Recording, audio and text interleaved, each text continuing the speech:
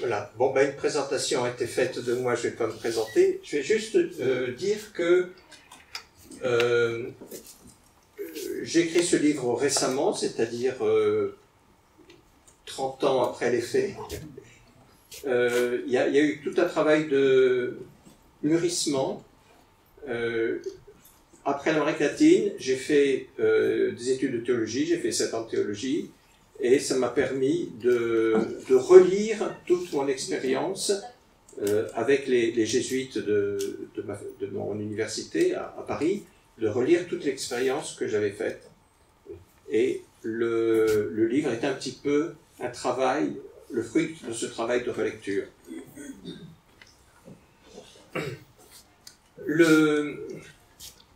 Alors le personnage central, c'est Monseigneur Croagno, et il y a peut-être un autre personnage central, c'est le Concile Vatican II.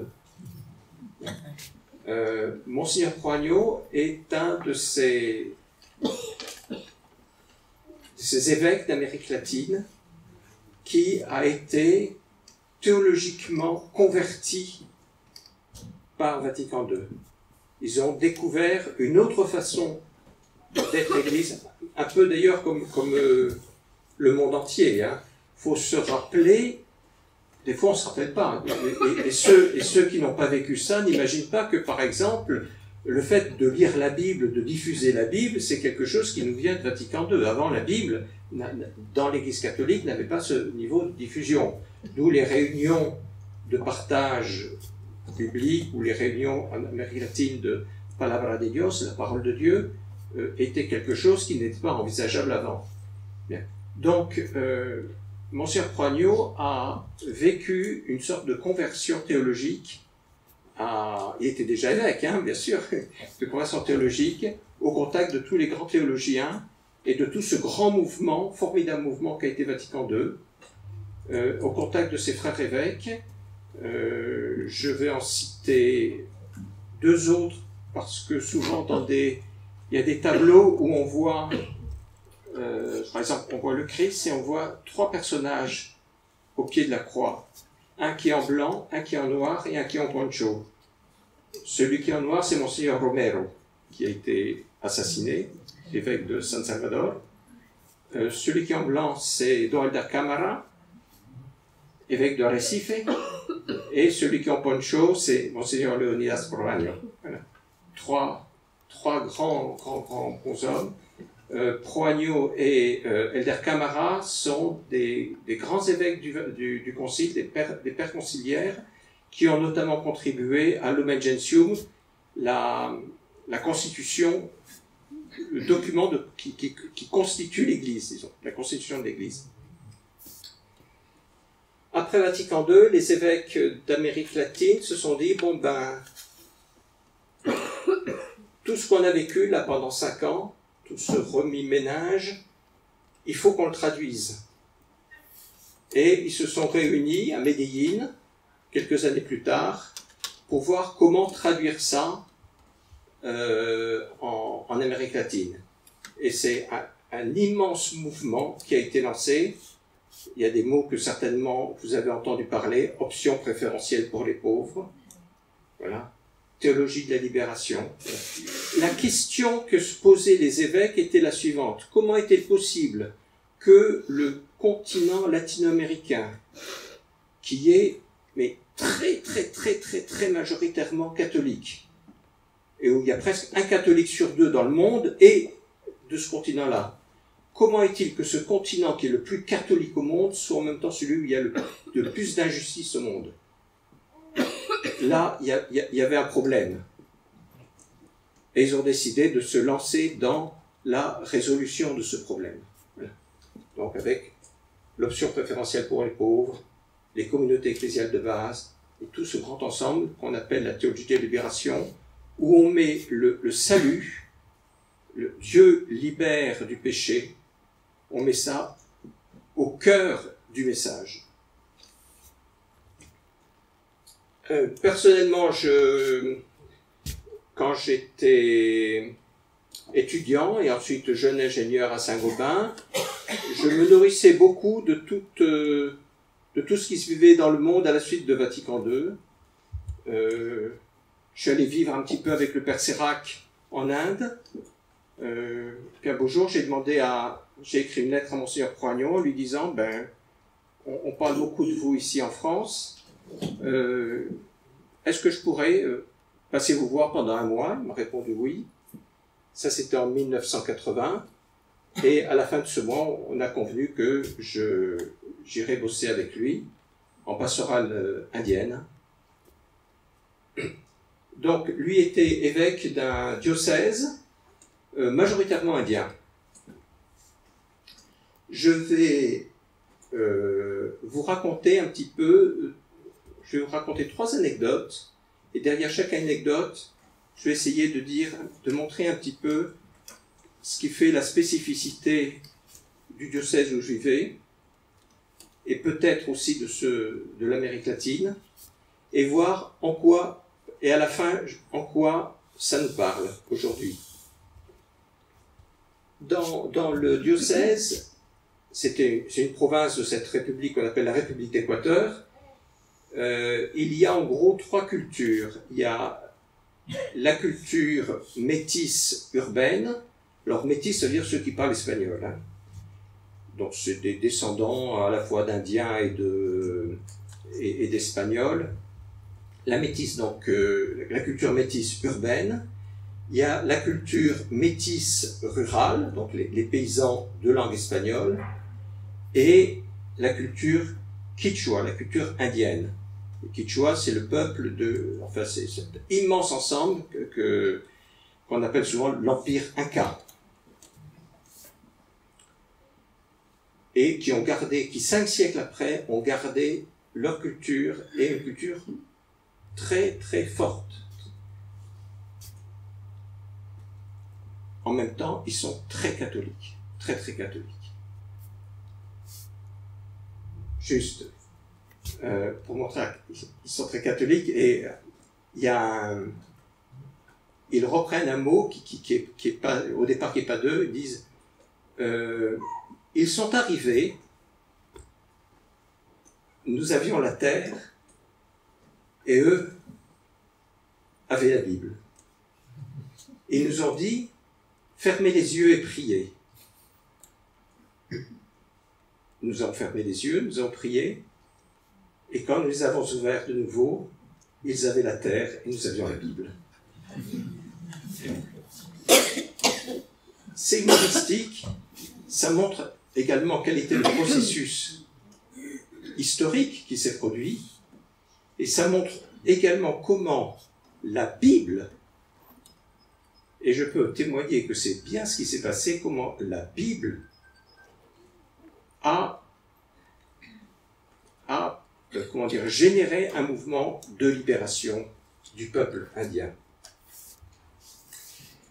La première anecdote que j'ai racontée, c'est dans la culture métisse urbaine, c'est la messe de Monseigneur Proagnon, à la cathédrale le dimanche soir. Alors, le premier mois où je suis venu à Riobamba, donc c'était un mois pour connaître, un mois exploratoire, disons. Donc un dimanche soir, je vais à la messe. Je logeais dans une coopérative de logement et ils m'ont dit, nous on va à la messe de l'évêque. Donc je vais avec eux, voilà.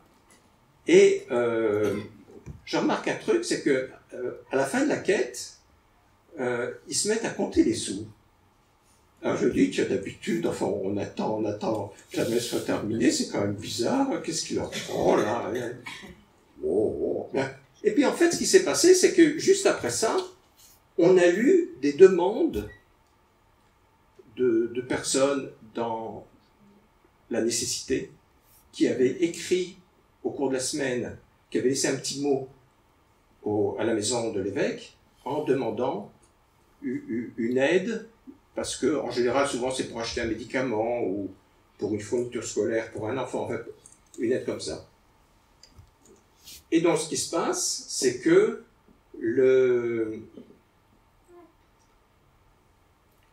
collectivement, toute l'Assemblée a discuté comment on répartit l'argent, d'où la nécessité de connaître le montant, comment on répartit l'argent en fonction des demandes qu'il y a eu. Autre chose qui m'a étonné, surtout s'agissant d'une messe dans la cathédrale, c'est que l'homélie, Monseigneur Croignot pose des questions aux gens dans l'assemblée. Il faut quand même imaginer une cathédrale. Hein. Et les gens répondent. Et ça instaure un dialogue comme ça. Et souvent, les questions peuvent être drôles, etc. Enfin, à quoi sert le petit doigt, hein, se gratter l'oreille, et puis à partir de là, on voit comment on achemine vers les ministères dans l'Église. Hein. Et donc, avec ce dialogue-là, progressivement, l'évêque rassemble toutes les phrases qui ont été dites et termine l'homélie en reprenant ces phrases et en construisant quelque chose qui fait sens, n'est-ce pas? C'est une méthode que ensuite, pendant les 5 années qui ont suivi, j'ai souvent reprise moi-même. C'est une méthode que l'on prend, qu'on utilise toujours, c'est-à-dire jamais d'enseignement vertical descendant, mais toujours un dialogue, et l'animateur, en fait, à la fin, reprend ce qui a été dit pour faire un rendu à l'Assemblée, mais un rendu structuré, un rendu qui fait sens. Pour cela, d'ailleurs, souvent, on met sur un tableau, là je déborde, hein, pas la cathédrale, mais on met sur un tableau les phrases qui sont dites de façon à pouvoir les répéter, et les répéter telles que. Si c'est du mauvais espagnol, c'est pas grave. On les répète telles qu'elles ont été dites.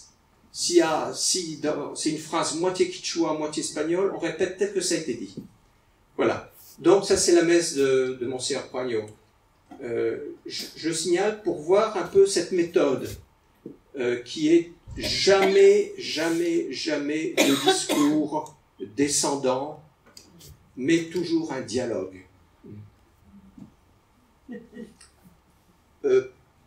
L'Amérique latine était à cette époque-là très influencée par l'Action catholique, hein, par la méthode de l'Action catholique. Une autre anecdote concerne les métis ruraux. Je vais vous raconter une mission que j'ai faite. Alors j'appartenais à une équipe, enfin j'ai eu plusieurs postes, plusieurs responsabilités pendant les 5 ans. Les 2 dernières années, j'étais dans une équipe qui s'appelait l'équipe missionnaire itinérante. C'est une équipe très prestigieuse, d'une vingtaine de personnes, des prêtres, des laïcs, des religieuses,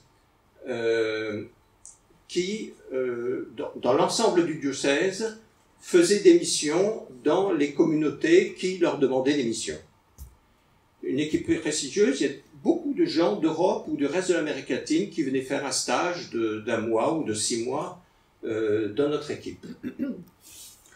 Et un jour, alors on faisait toujours des missions par 2 ou éventuellement par 3, mais jamais tout seul. Hein.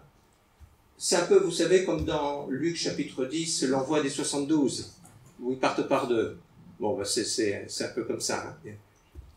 Et je dois aller avec un compagnon. Alors moi j'étais le missionnaire de base, le missionnaire, comment dire, qui avait déjà de la bouteille, et j'étais avec un autre qui était plus apprenti, disons.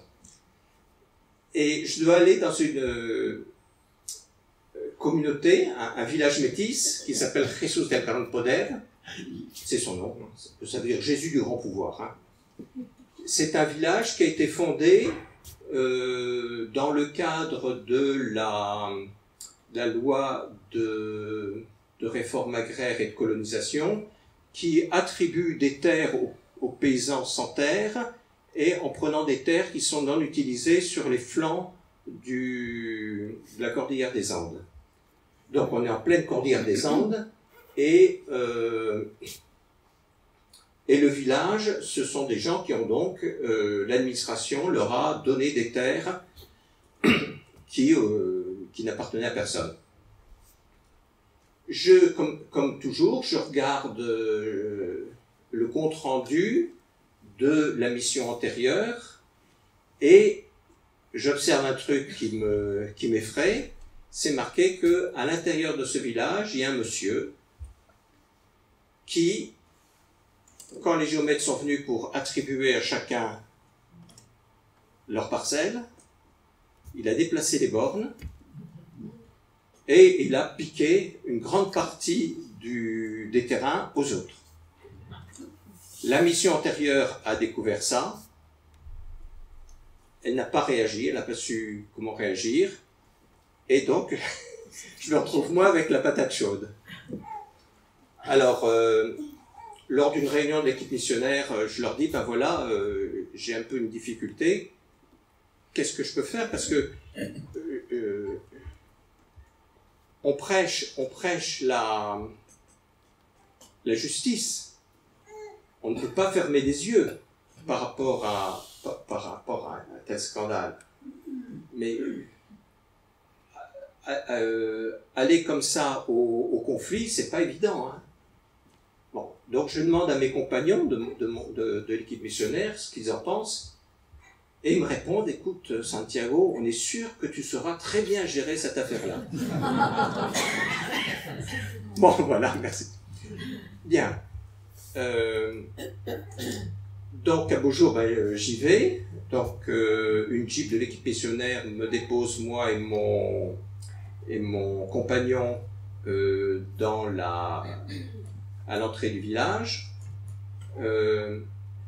J'avais dit à mon compagnon, immédiatement, il va falloir qu'on fasse tout pour ne pas être accueilli par le petit puissant local, hein, l'homme riche local.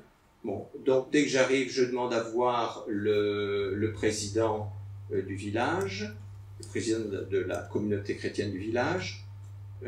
Comme de toute façon, ils avaient entendu la Jeep, ils étaient sortis, bon. Et je lui dis tout de suite, voilà, où est-ce qu'on peut laisser nos affaires et être logés? Et il y a une petite salle commune, on est logé là, par terre, hein, mais c'est toujours comme ça, et on est très bien, c'est sur du bois. L'homme fort arrive, il me dit bonjour, il me propose de loger chez lui, je lui réponds que nous sommes déjà logés, et c'est mieux d'être logé dans la maison commune, comme ça, c'est plus facile à tout le monde de venir nous voir. Et on commence la mission dure 11 jours, je crois, si je me rappelle bien. Donc la mission, pendant la journée, on aide les gens à leur travail dans les champs, ou bien on aide les catéchistes ou différentes activités que peut avoir la communauté chrétienne. Les communautés de base, là-bas, sont très structurées.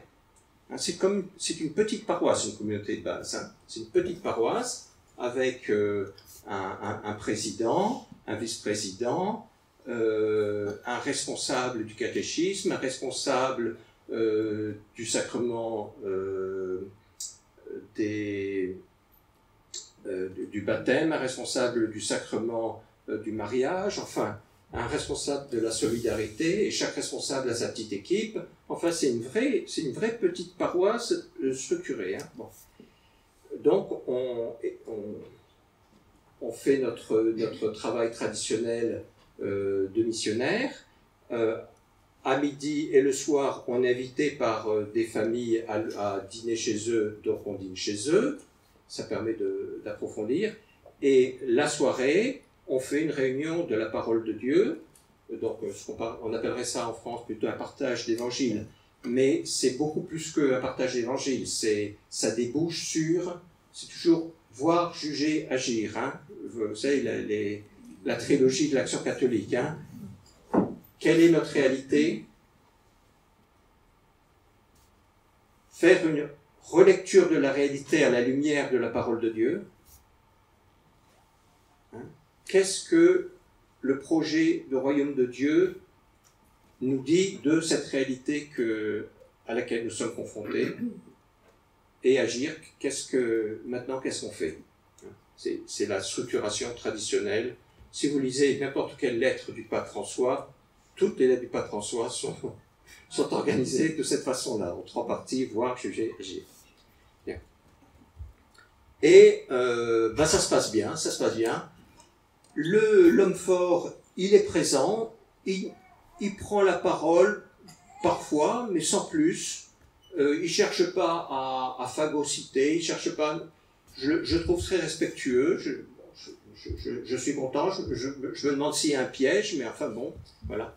Un beau jour, il me demande si on veut bien aller, c'est-à-dire mon compagnon et moi, si on veut bien aller déjeuner chez lui. J'ai aucune raison de dire non, puisqu'on a déjà déjeuné chez les autres. On va pas se mettre à l'humilier en disant non, donc on dit oui. Voilà. Très souvent, il dit que il est très très heureux de cette mission. Alors là, il n'arrête pas de remercier Santiago qui est venu, etc. Santiago, c'est moi. Il n'arrête pas de me remercier. Bon. Je suis un petit peu sur la défensive. Je me demande, mais... Bon. Mais je trouve que les choses passent bien. Au bout d'une semaine, je dis, ce serait peut-être bien qu'on fasse, j'avais déjà fait ça avec, dans un autre village, une célébration pénitentielle. J'en parle au président de la communauté, au président du village, et qui trouve l'idée très bonne, et donc on décide, voilà. Donc le soir suivant, on annonce qu'on va faire une célébration pénitentielle, donc où collectivement, publiquement, nous allons, ceux qui le veulent, hein, confesser nos péchés. On confesse publiquement des péchés plutôt publics. Hein. Voilà. Et la célébration pénitentielle arrive, si je me rappelle bien, c'est le lendemain ou sur le lendemain, je ne me rappelle plus. Et d'emblée, l'homme fort dit, ben voilà, je vous ai volé, j'ai déplacé les bords, je vais les replacer à leur place, je vais vous rembourser ce que je vous ai volé. Ben, ça m'a... Je me suis sorti tout petit. Une autre personne intervient. Cette personne-là m'avait demandé de venir chez lui bénir sa maison et bénir sa moto-scie, sa scie à moteur. Alors, j'avais fait une petite cérémonie de bénédiction. Bénédiction de la maison et bénédiction du foyer qui vit dans la maison. Bénédiction de l'outil de travail et bénédiction du travail. Et voilà. Et cet homme-là, eh bien, il demande pardon à tous pour son infidélité. Il dit, j'ai déjà demandé pardon à mon épouse qui m'a déjà pardonné. Mais je sais que mon infidélité a causé beaucoup de désordre dans le village, donc je tiens à demander pardon dans le village, au village. Voilà. Bien. Voilà. Si je raconte ça, c'est pour dire que c'est quand même un moment très fort. Le soir, avec mon compagnon, on fait la lecture de la journée, et je lui ai dit, ce soir, nous avons vu Satan tomber comme un éclair. C'est juste, c'est à la fin de l'envoi en mission des 72, c'est ce que dit Jésus, tous reviennent enthousiastes, et Jésus leur dit, aujourd'hui nous avons vu Satan tomber comme un éclair. Je pense que si ça a été possible, c'est grâce à une méthodologie missionnaire. D'abord, c'est par le fait qu'il y a des missions, parce que tout le diocèse est organisé en missions, toujours mission. C'est pas un diocèse de gestion de chrétiens baptisés, c'est pas un diocèse d'administration, c'est un diocèse de mission. On est toujours missionnaire, avec l'idée que c'est toujours la mission est permanente ou éternelle. Le pape Jean-Paul II parlait de seconde évangélisation en fait, quand il parlait de seconde évangélisation, on sait qu'il s'inspirait de cette pratique de mission permanente qu'il y a dans beaucoup de diocèses latino-américains. Au passage, ah oui, j'ai oublié de dire, pour le dernier jour de la mission, j'avais demandé à un prêtre qui faisait un stage dans l'équipe missionnaire, qui venait d'un autre pays d'Amérique latine. Je lui avais dit, est-ce que tu pourras venir à Jesus del Gran Poder tel jour? Ce sera notre dernier jour, ce serait bien. On va comme ça pouvoir organiser une Eucharistie. Donc il est venu. Quand il arrive, je lui dis, ben voilà, tu sais, on a une célébration pénitentielle, ce serait bien si tu donnais l'absolution. Lui, il m'a dit, tu sais, Dieu, il a déjà donné l'absolution. Alors je dis, mais quand même, ce serait bien si. Bon. Bon. Alors il a dit, bah, je sais que Dieu a déjà donné l'absolution, mais j'exprime quand même, voilà. Ce que je souhaite montrer, c'est comment, par cette petite anecdote, également comment le diocèse est entièrement organisé en fonction de la mission, et ça suppose un très fort engagement des laïcs, des religieuses et des prêtres. Mais on n'est pas dans une organisation où il y a un prêtre tout seul qui est curé d'une paroisse et qui administre des ouailles. Vous voyez, c'est une tout autre type d'organisation. Et avec des laïcs. Et ce qui est intéressant, c'est que souvent, des laïcs qui reçoivent une mission, ils peuvent très bien, le mois d'après, enthousiasmés par le travail que fait l'équipe missionnaire, demander à passer 1 mois ou 6 mois dans l'équipe missionnaire. Et à leur tour deviennent missionnaires. Vous voyez, il y a beaucoup de roulements comme ça dans notre équipe missionnaire.